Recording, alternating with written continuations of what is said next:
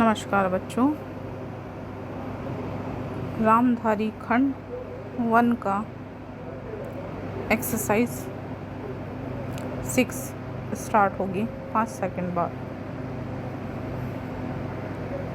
Start. उपाध्यक्ष महोदय, तब उन लोगों को कुछ आशा हुई कि हम लोग भी उसी तरह चल सकते हैं जिस तरह से पहले चल रहे थे, लेकिन अभी हाल में जो चुनाव हुआ उससे देश के धनिकों के मन में बड़ा संदेह पैदा हुआ कि इस चुनाव के बाद उनकी स्थिति वैसी नहीं रहेगी जो अब तक चली आती रही है। गरीबों और अमीरों के बीच में अब तक जो बहुत बड़ा अंतर चला आ रहा था, उसको अब तेजी से दूर करने का प्रयत्न किया जाएगा। श्रीमान, मैं आपका बहुत ही आभारी हूँ जो आपने सदन में चालू वर्ष के बजट पर अपने विचार प्रकट करने का अवसर दिया है।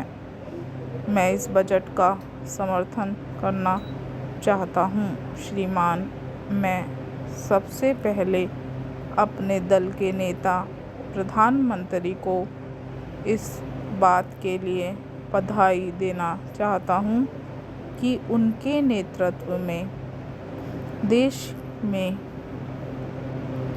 कांग्रेस दल को स्पष्ट बहुमत मिला और इसके फलस्वरूप यहाँ पर केंद्र में एक ऐसी सरकार का गठन हुआ जो कि देश में वास्तव में समाजवाद लाना चाहती है।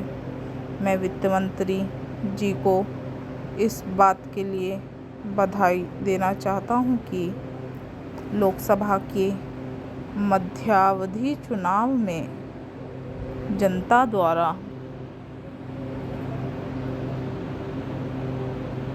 कांग्रेस दल को जो आदेश दिया गया था उन्हें स्मरण है और वह तन मन धन से उसका पालन करना चाहते हैं।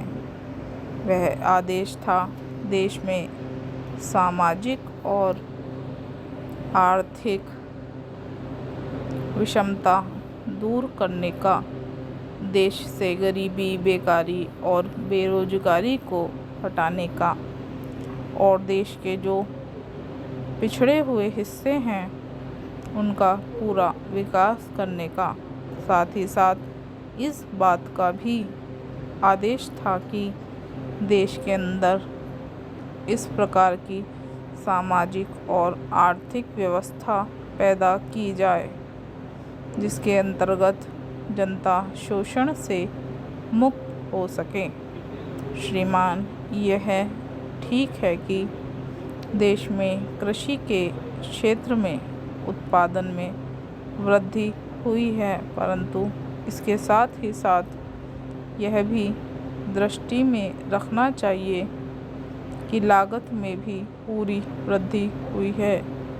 इसके लिए आवश्यक है कि सिंचाई के साधन बढ़ाए जाएं और अधिक उन्नत बीजों का प्रयोग किया जाए। आज कृषकों को कृषि के यंत्र मिलने में बहुत कठिनाई हो रही है। जैसे छोटे छोटे ट्रैक्टरों का देश में बड़ा अभाव है, उनके बनाने के लिए शीघ्र नए कारखाने खोले जाएं, जिससे कृषकों को जल्द से जल्द ट्रैक्टर मिल सकें। देश तभी प्रगति करेगा, हमारा ऐसा विश्वास है। धन्यवाद।